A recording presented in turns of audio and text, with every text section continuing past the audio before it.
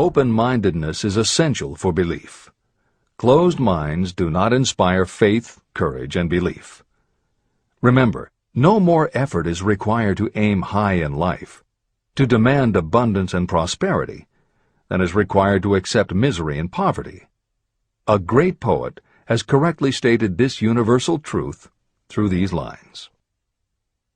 I bargained with life for a penny, and life would pay no more. However, I begged at evening when I counted my scanty store.